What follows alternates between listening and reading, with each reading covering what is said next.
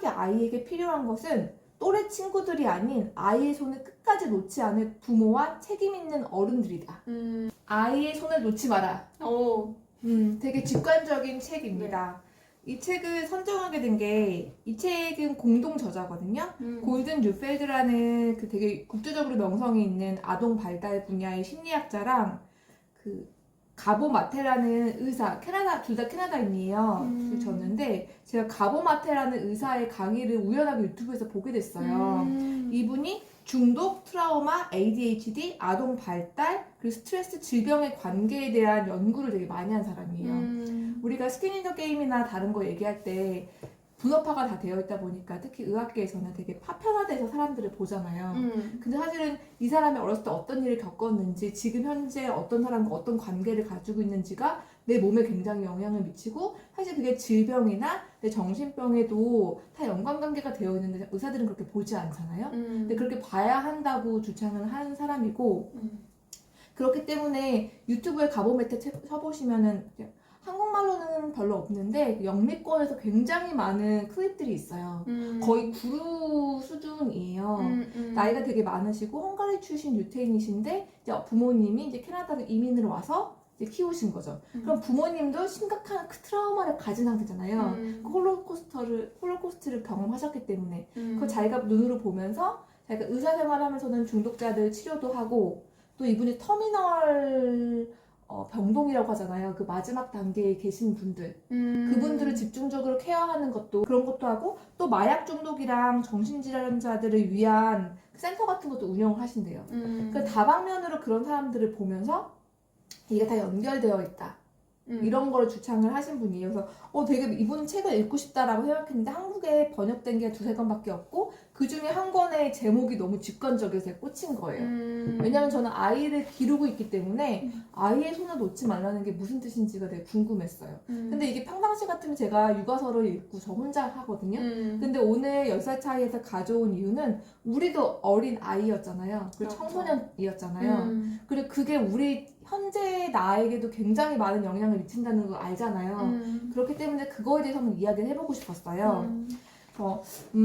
요즘 TV를 키면은 아이가 있는 사람이든 아이가 없는 사람이든 부모는 부모대로 엄청 힘들어하고 아이 때문에. 아이는 아이대로 스스로의 문제, 학교에서의 문제, 또 부모 때문에 엄청 힘들어하잖아요. 양쪽이 둘 다. 어느 한쪽 편한 사람이 없고 어느 한쪽 대충 하는 사람이 없어요. 둘 다 되게 열심히 하는데 둘 다 너무 힘들어해. 맞아. 왜 그럴까? 그거에 대해서 이 책은 우리 사회가 너무 일찍 부모와의 애착을 끊고 모든 걸 또래한테 맡기고 있다고 말해요. 그래서 부모들이 겪고 있는 양육의 어려움, 아이들이 겪고 있는 슬픔과 고통의 원인이 아이가 부모와의 애착을 상실한 다음에 또래 관계에 매달리고 있다는 데서 찾는 거예요. 이 또래 관계에 매달린다는 거를 어떤 그 용어로 그 또래 지향성이라고 해요. 근데 우리가 생각해보면 인간의 그 무고한 역사를 봤을 때 지금처럼 또래의 중요성이 강조된 시절은 없었던 것 같아요. 아마 그럴 수밖에 없겠죠. 가정 중심이고 어른이 있고 대가족이고 그 안에서 배우지, 지금처럼 뭐 이제 만 1세가 되면 어린이집에 가고 기관 교육, 만 1세 때부터 또래 관계를 되게 중요하게 생각하거든요. 그리고 유치원에 가고 학교에 가면 더더군다나. 그 요즘에 어린이들이 ADHD가 굉장히 많고 심각한 문제지만 거기에 있어서 치료를 받고 약을 먹는 중요한 그 이유 중에 하나도 기관에서 잘 적응하고 또래 관계를 잘 유지하기 위해서. 그리고 그때 대리님이 말한 적 있지만 우리 때랑 되게 큰 차이 중에 하나가 부모들이 친구를 만들어준다고 하잖아요. 맞아요. 만들어줄 정도로 친구의 교우 관계가 너무 중요하다고 생각하는 거예요.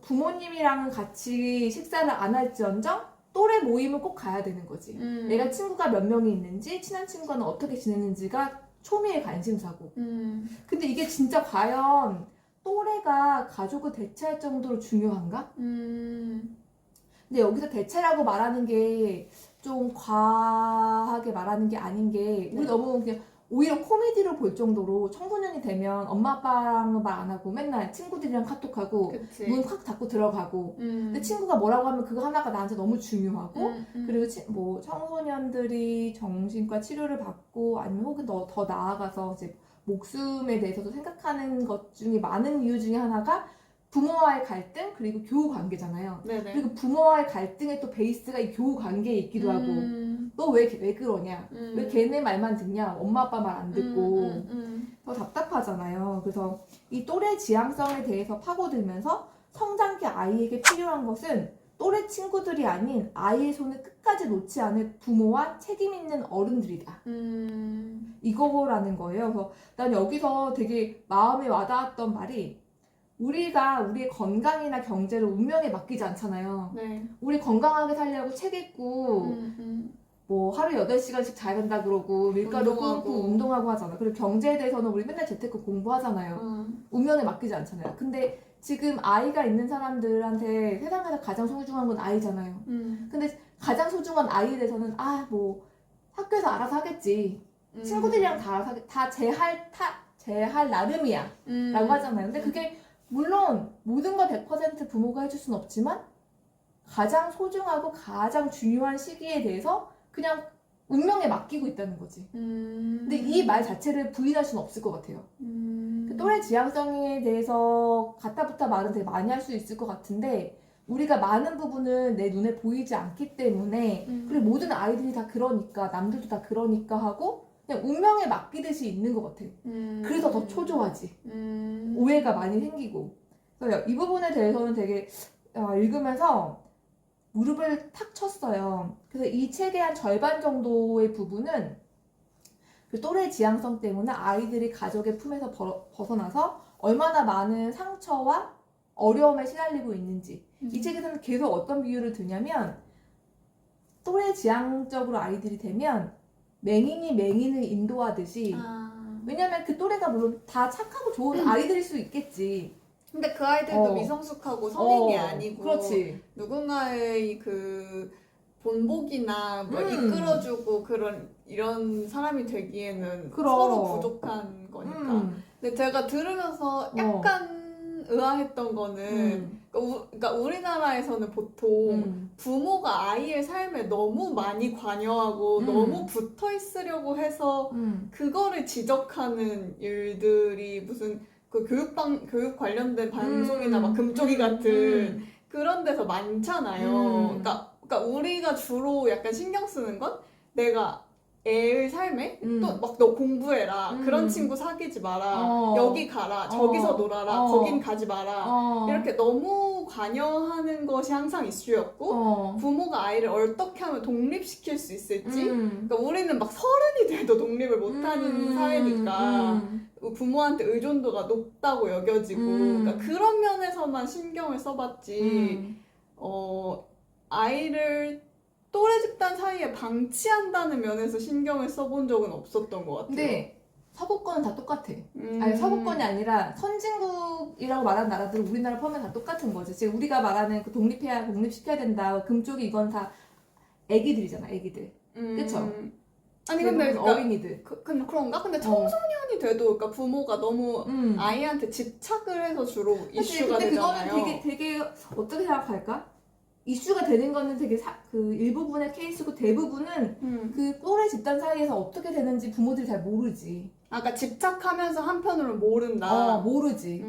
그래서 그 집착 안 하는 거 그냥 어떻게 되겠지. 자기 다 할 탓이지. 다 그 안에서 애들이 그 안에서 다 보고 배우는 거지라고 둘 수밖에 없는 거지. 그게 뭐 내가 오케이 수수관관 이렇게 하는 게 아니라 뭐 캐나다의 엄마 아빠든 미국의 엄마 아빠든 우리나라의 엄마 아빠든 아이들이 중학생이 되고 고등학생이 되면 더 이상 지금의 문화는 끼어들 수가 없으니까. 근데 여기서 말하는 게 예전에도 비슷한 상황이 있었을 텐데 그래도 예전에는 나의 지식과 나의 지혜가 아이를 통하는 사회였던 거죠. 근데 지금은 나의 지식과 지혜가 거의 통하지 않는 사회로 점점점 빠르게 변화된다는 거예요. 그래서 아이들이 틱톡을 하고 스냅챗을 하고 뭐 AI를 하고 챗 GPT를 하고 엄청 그 와중에 엄청 느슨하게 막 긴밀하게 연결되어 있고 느슨하면서도 긴밀하게. 근데 나는 그거를 다룰 줄 모르고 내 아이한테 그 다른 나를 벗어난 세계에선 무슨 일이 일어나는지 잘 모르니까. 그리고 또 아이들도 차라리 옛날에 진짜 우정이라고 하면은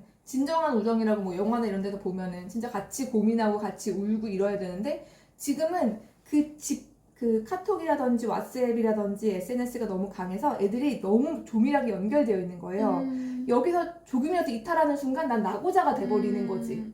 이게 다 같이 시너지를 낸다는 거예요. 근데 여기서 되게 말하는 것 중에 근데 걔네가 진짜 친구라고 할 수 있을까? 그 아이들이 하는 말들을 계속 그 보면은 끊임없이 연결되어 있다는 거예요. 안녕, 헤이, 헬로 한 다음에 계속 그 헤이, 헬로에 대한 그냥 맞아. 진짜 의미가 없는 말만 하루 종일 하는 거지.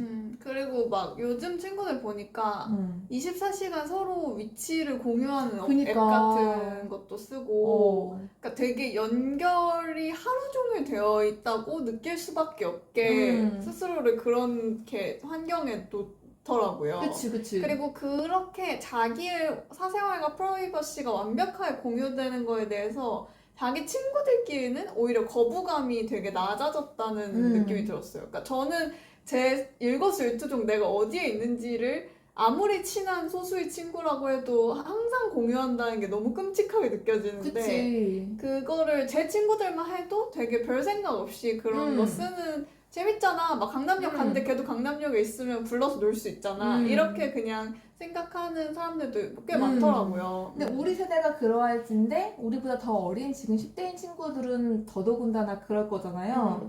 그래서 여기서 되게 읽으면서 해봤으면 좋겠다고 생각하는 게 의존 욕구가 충족될 때만 진정한 독립의 추구가 시작된다. 그 아이일 때 청소년일 때 100% 의존해보지 못하면 성인이 돼서도 내가 그 의존해보지 못한 것, 의존이 부족한 것에 대해서 계속 아파하고 치료를 받는다. 근데 이거는 저희가 또 익숙히 알잖아요. 우리 엄마는 나를 안 사랑했어. 우리 아빠는 뭘 그랬어. 그래서 저희가 성인들이 정신과 가서 받는 카운슬링의 상당 부분이 성인이기 전 시절에 가족에서의 관계에 대한 거잖아요. 그래서 애착 관계가 불안정하게 형성되면 그게 나중에 내가 친구나 애인과 맺는 관계에 있어서도 똑같은 부정적인 영향을 그치. 끼치고. 근데 지금은 워낙 이제 오년 박사로 대표되는 지금의 모든 그런 초점은 굉장히 어린 아이들에게만 가 있는데 이 어린 아이들 시기도 되게 중요하지만 이 아이라는 개념은 성인이 되기 전에 청소년들도 다 포함한다는 거예요. 근데 그때는 해야 되는 과업들이 너무 많고 학교에 있는 시간이 너무 많고 하다 보니까 이걸 그냥 우리가 지금 눈에 보이는 성적이라든지 막 이런 것만 우리가 외모라든지 이런 것만 체크를 하지 진짜 중요하게 이 아이들이 진짜로 계속해서 부모와 소통하고 의존하고 있는지에 대해서는 우리가 약간 무의식 중에서든 의식 중에서든 놓고 있다는 거지. 뭔가 지금 제 주변에 청소년을 키우는 분들도 그렇고 제 청소년기를 돌이켜봤을 때도 부모님이 이 청소년기가 너무 위험한 시기잖아요. 너무 무섭지. 그러니까 얘가 잘못될 수도 있을까봐 이거를 너무 방관하게 되거나 또는 너무 엄하게 얘를 가둬놓게 되거나 약간 이렇게 되어버리는 것 같아요. 그리고 동시에 말씀하신 대로 이제 우리에게는 대학이라는 엄청난 과업이 있잖아요. 청소년 시기에. 그치. 그러니까 부모 입장에서는 이것도 그냥 허술히 둘 수가 없는데 사실 얘의 미래니까. 그치. 근데 그 과업에 부모와 자식이 무슨 비즈니스 파트너처럼 2인 삼각 달리기처럼 달리게 되고 근데 그 과정에서 한쪽은 아직 정신적으로 미성숙하고 그치. 굉장히 힘든 그 과업 외에도 또래 집단과 어울려야 된다든가 여러 가지 힘든 시기를 거치고 있는데 계속 이게 어긋나게 되는 그런 너무 힘들지. 그런 시기인 것 같아. 그 아이들도 말한 것처럼 그 수많은 과업을 달성해야 돼. 그리고 학교에 사실 정글이잖아요. 그러니까 살아남아야 되잖아. 맞아. 그것도 너무 힘든데 그 와중에 부모랑도 뭘 맞춘다는 건 어려울 거고 맞아. 부모 입장에서도 진짜 뭔가 그 일부의 그 문제가 있다고 생각되는 그런 사람들 제외하면 대부분의 부모들이 선의로 내 아이들을 계속해서 보듬고 싶고 하는데 거리가 계속 벌어지잖아요. 맞아요. 그리고 일부러 아무리 착하고 모범생인 아이들도 청소년기가 되면 되게 밉상으로 말하고 맞아. 안 그런 사람 다 엄청 상처 주잖아. 그리고 이게 뭔가 저를 돌이켜보면 사실 저는 그때 누가 보기에는 그냥 공부 열심히 하는 모범생이었을 수도 있고 근데 또 이제 그 청소년기에 치기 어린 그런 마음이 그치. 있기 때문에 반에서 뭔가 좀 잘 나가는 아이들과 어. 어울리고 싶고 그 인간의 본능이야. 괜히 그냥 그런 데서 소속감을 느끼고 어. 싶고 그래 못된 짓도 하고 싶고 그치, 그리고 그치. 애들이 못된 짓 할 때 내가 빼고 싶지 않잖아요. 그치. 그런 마음이 있었기 때문에 그 안에서 나도 싸우느라 혼란스러운데 맞아. 사실 우리 부모님도 그때 되게 혼란스러웠을 거라는 엄청. 생각이 지금 들고 그치. 그리고 그때 부모님의 어떤 대처 방안 때문에 제가 상처를 입은 것들도 있었어요. 어. 근데 지금 돌이켜보면 상처를 주긴 했는데 그거보다 또 어떻게 잘 대처했을까? 그러니까. 다른 방법이 딱히 있었을 것 같지도 않다? 그리고 그 아이들이 그냥 막 진짜 나쁘고 탈선하고 막 이런 TV에 나오는 그런 아이들이 아니다 손 치더라도 진짜 공부 열심히 하고 소위 말하는 착한 아이들이라 하더라도 그 시기에 많은 스트레스와 혼란을 갖기 때문에 그거를 부모를 상처 입힐 수도 있고 친구를 상처 입히거나 할 수 있어요. 그래서 그 우리가 보면 항상 지배하려고 하는 사람이 있고 그거를 피지배를 받는 그런 성향인 친구들이 있잖아요. 그 관계 안에서 건강하지 않게 가는 경우가 되게 많고 굉장히 더 삐뚤어지면 그게 학교폭력이나 왕따가 되는 거고 그렇게까지 안 가더라도 어딘지 모르게 한쪽이 주종관계처럼 미묘한 권력관계가 교실에 항상 있죠. 근데 그래서 그 또래지향이 강해. 근데 그게 되게 악순환인 게 그런 관계가 되면 또래지향이 더 강해지는 거야. 빠져나올 수가 없는 거지. 그래서 여기서 나 말하는 게 그렇게 또래지향이 강해지기 전에 잡는 게 제일 중요하다. 마약처럼 거기 일단 중독돼 버리면 그걸 끊어내는 거는 좀 되게 극단적이고 힘든 방법을 택해야 되는데 아이들이 처음부터 또래지향이 완전 거기에 길들여지지 않도록 해야 된다. 그렇게 하기 위해서는 기본적으로 그래 이제 너는 뭐 이제 13살이니까 14살이니까 넌 중학생이니까 고등학생이니까 이제 너가 다 판단해 하고 갑자기 무자르듯이 해버리면 안 된다는 거지. 솔직히 우리 20살 때 생각하면 20살도 어리잖아요. 맞아. 근데 하물며 중학생, 고등학생한테 모든 걸 맡긴다는 거는 안 된다는 거예요. 그게 독립이라고 하지만 사실 여기서 말하는 게 독립이 아니라 그 부모가 해야 할 역할을 또래한테로 그냥 전이시키는 것일 뿐이다. 그래서 그걸 꼭 쥐고 있어야 된다고 하는 거예요. 그냥 미치게 하잖아 부모들을. 그리고 그치. 일부러 화내게 만들려고 하잖아. 속을 긁지. 그냥 그러면 여기서도 부모도 인간이고 동물이기 때문에 그런 위협이 왔을 때 자기 스스로 움츠러들 수밖에, 자기를 보호하려고 할 수밖에 없다는 거예요. 그치. 그건 당연한데 그럴 때 가장 중요한 원칙 중에 하나가 부모 스스로 게임에서 스스로 물러나지 않는 것. 나 이제 할 만큼 했다. 그리고 링에서 내려오지 않는 것. 링에서 내려오면 그 모습을 보고 내가 아무리 나 때문에 부모가 링에서 내려갈지언정 그 모습 때문에 애들이 더 충격을 받고 또래 지향이 더 강해질 수밖에 없다는 거예요. 이제 내 부모님은 나한테 신경 쓰지 않는구나 이렇게 하면은 그냥 이 관계는 내가 잘할 때만 유지되는 관계구나.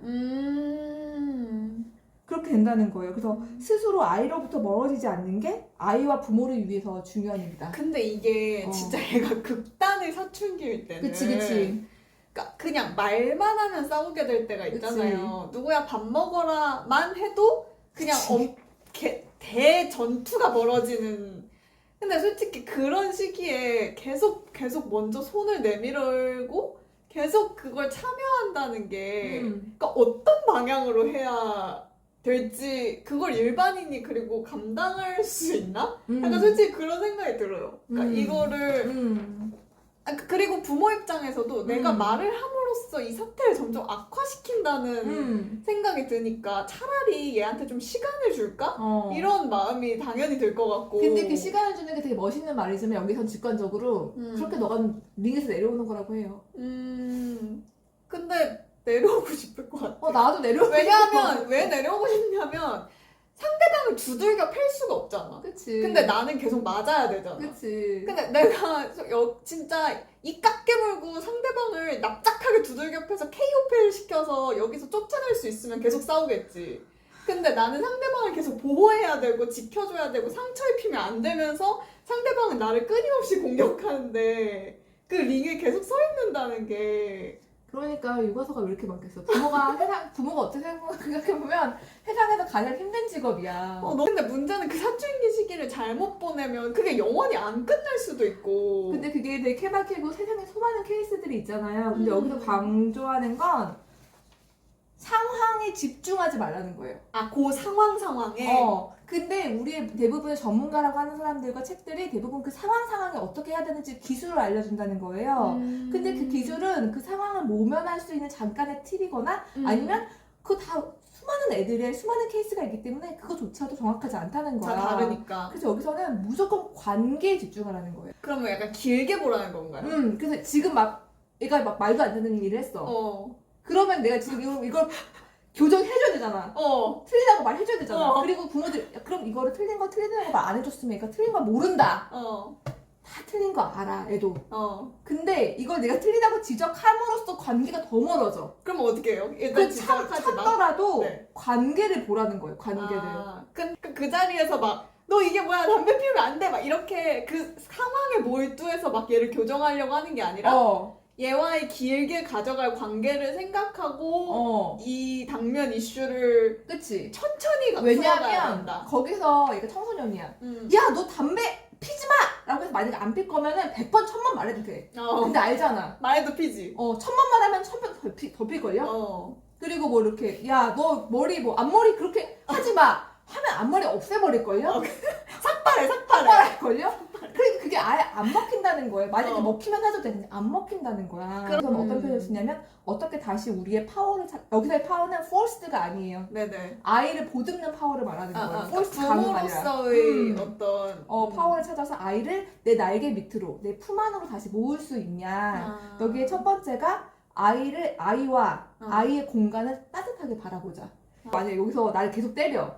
가서 계속 그 심리적으로 나를 때려. 근데 그 아이를 내가 욕은 하지 않더라도 욕은 꼭 참겠지. 근데 눈빛이 다 말하잖아. 그치. 내가 과연 애를 계속해서 따뜻하게 바라볼 수 있을까? 맞아. 부모님도 상처 있기 때문에. 그거 갑자기 생각나는. 그래서 엄마가 나한테 해준 게 뭐가 있어? 아빠 나한테 해준 게 뭐가 있어? 그러면 상처 있기 때문에 그 보호 본능과 방어 기제에 의해서 아이를 상처 주는 눈빛으로 나도 쳐다보게 되고 그런 표정과 말투로 너무 과해서 거부감이 들지 않도록 조심.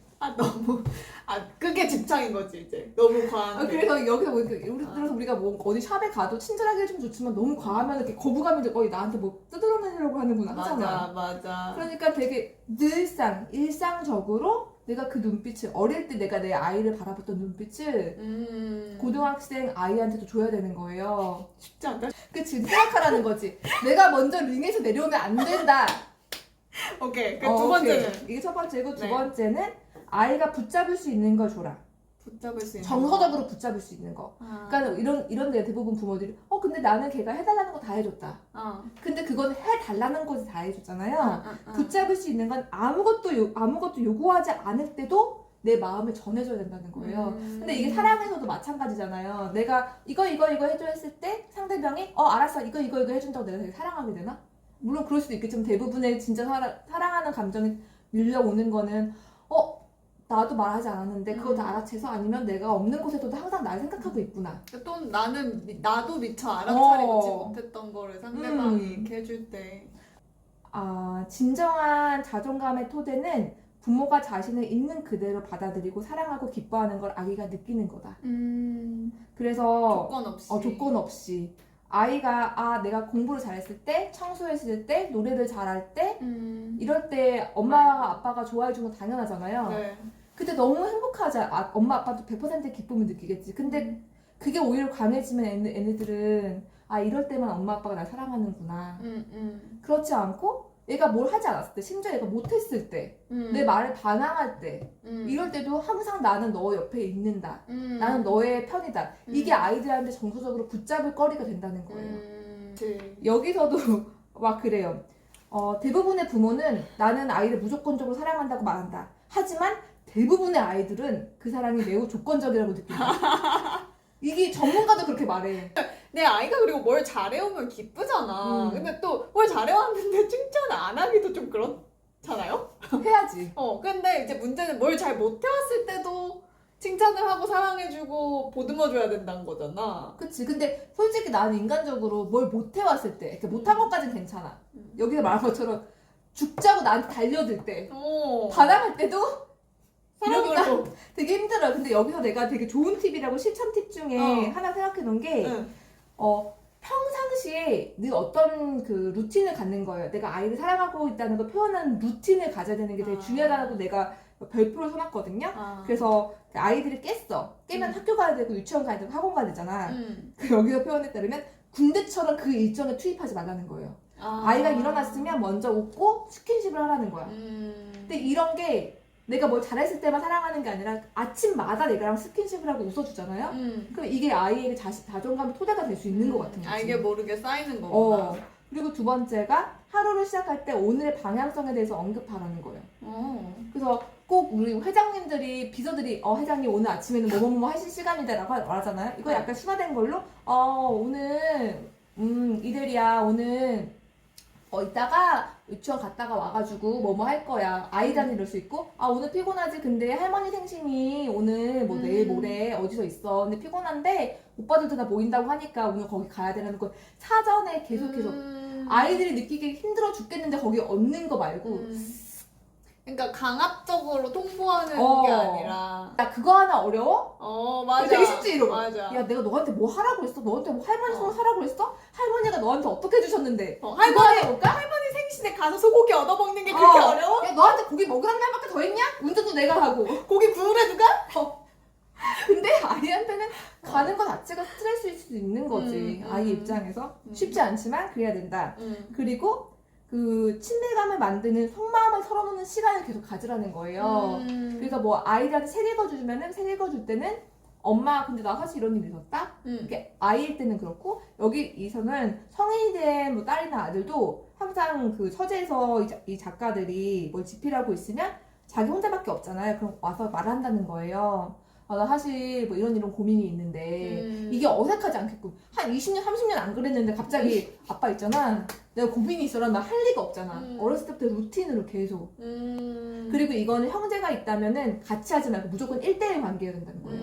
왜냐면 아무리 형제더라도 단독으로 이야기하고 싶어 하지 그게 별거 아닐 거라도 근데 되게 중요한 포인트더라고. 어쨌든 뭔가 마음을 털어놓을 수 있는 시간을 꾸준히 가지는 거. 그렇지. 그리고 다음이 아까 말했던 것처럼 뭔가 잘못한 거 있을 때 그때 지적해주는 게 중요하다고 생각하지 말기.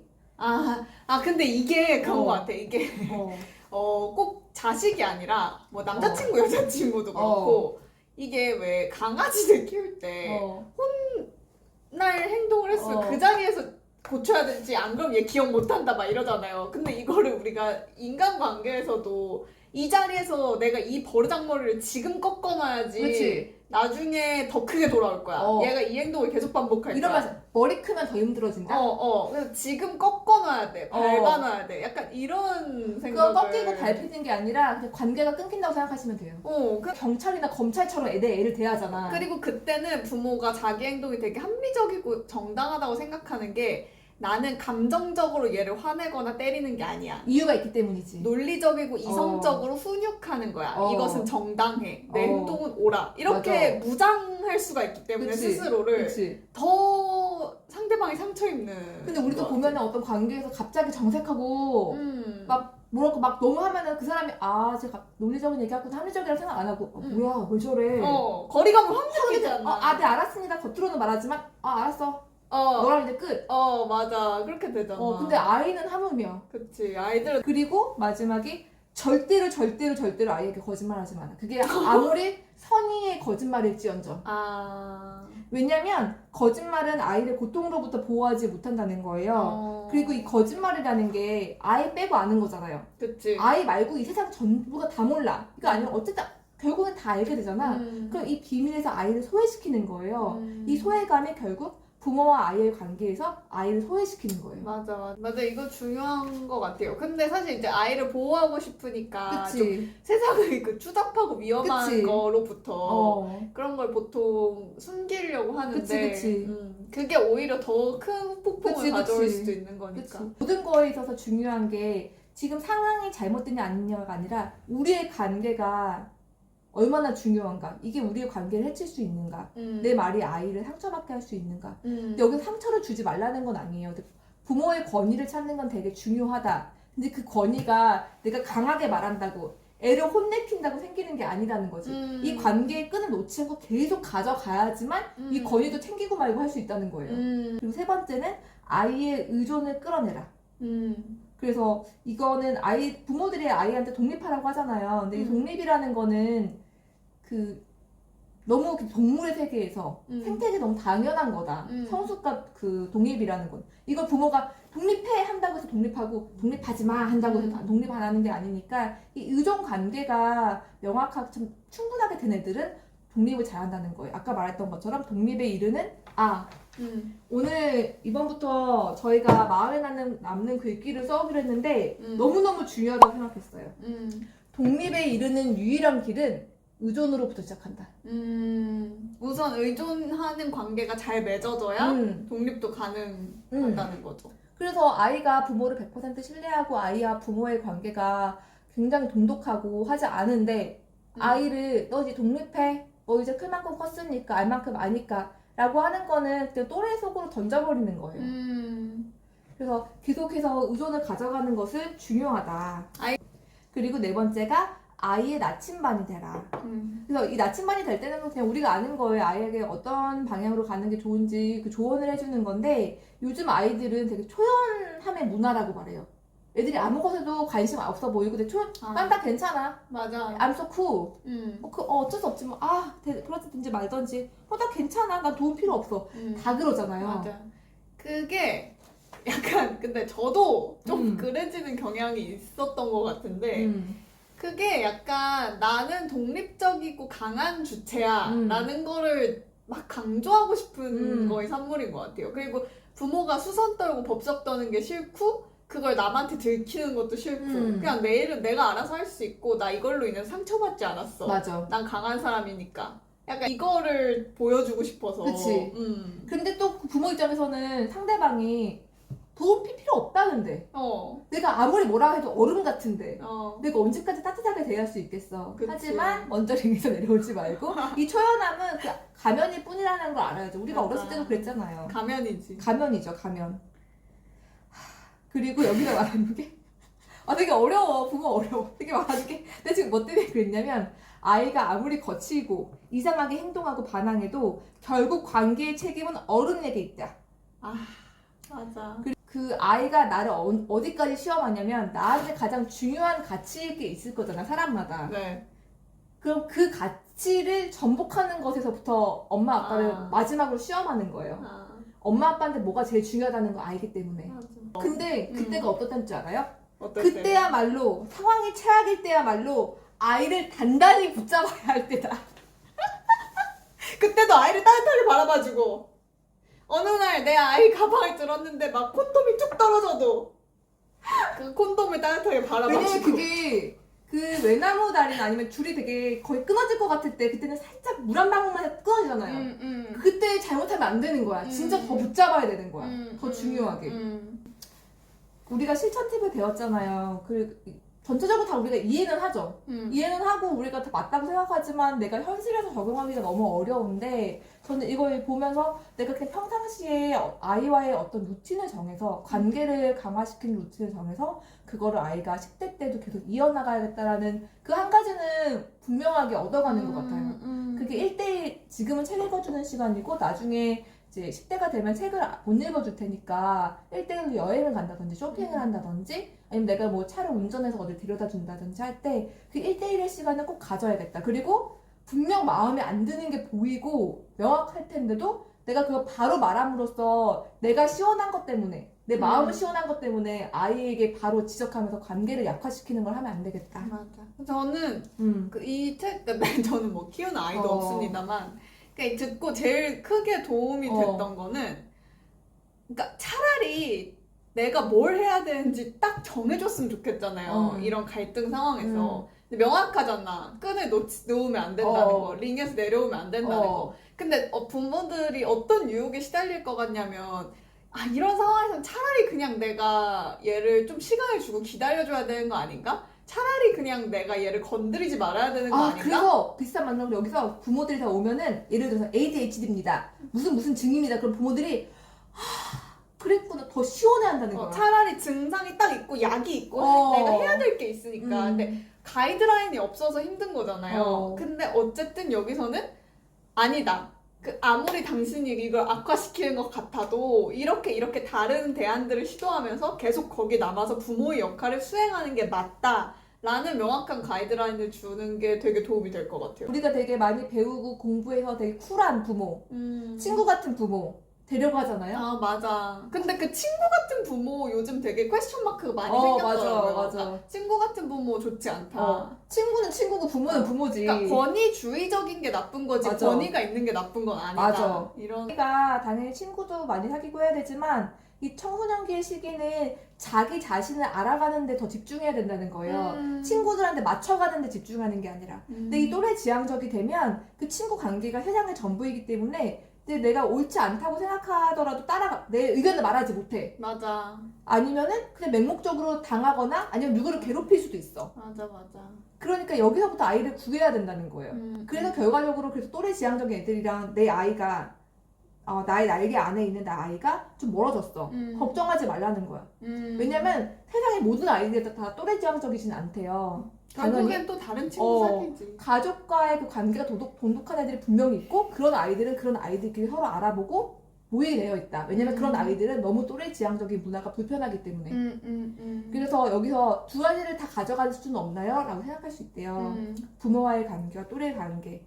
근데 두 가지를 가져가는 사랑은 없다. 우리가 한 사람을 사랑하지 두 사람을 사랑하는 거는 요즘에 약간 그런 것도 있다고 하는 폴리아모리. 근데 통상적으로 대부분의 인간은 한 사람을 사랑하잖아요. 그쵸. 배타적 관계를 배타적인 맺지. 관계잖아. 이걸 두 개를 듀얼로 가져갈 수는 없잖아요. 네. 그렇기 때문에 무조건 중심에는 부모와의 관계가 있어야 된다. 그러니까 나의 중심이, 그러니까 이거를 하나를 포기하라는 게 아니라 나의 중심이 무엇인지를 확실히 해야 된다. 무조건 중심은 부모와의 관계고 돈독하고 의존적인 부모와의 관계 위에서 친구 교우 관계, 선생님과의 관계 될 거라는 거고, 그리고 이게 아까 캐나다 사람들이 쓴 책이라서 그런지 부모라고 딱 하지 않고 믿을 수 있는 어른이라고 해요. 왜냐면은 어떤 집에서는 부모가 없을 수도 있고, 그쵸. 할머니, 할아버지일 수도 있고, 그냥 다른 보호자일 수도 다른 있고. 보호자일 수도 있고 하잖아요.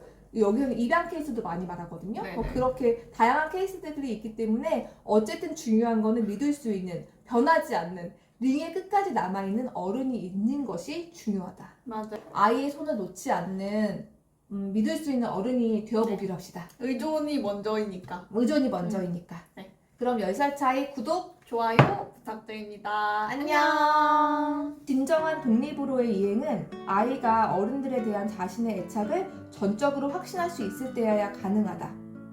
부모와의 관계가 안정적인 5살 배비도 하늘은 파랗다 라는 말에 아닌데? 라고 반박할 수 있다.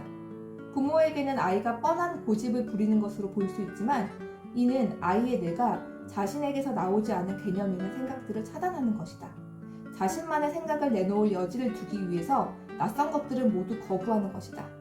결국 내용은 같아지겠지만 하늘은 파랗다는 점에서 독립적인 개인의 형성이라는 면에서 이런 것은 굉장히 중요한 독창성이다. 진정한 독립성이 발달하고 성숙함이 이루어지려는 순간에 대항 의지는 사라진다. 성숙한 인간은 뒤섞인 감정을 견딜 수 있는 능력을 갖게 된다.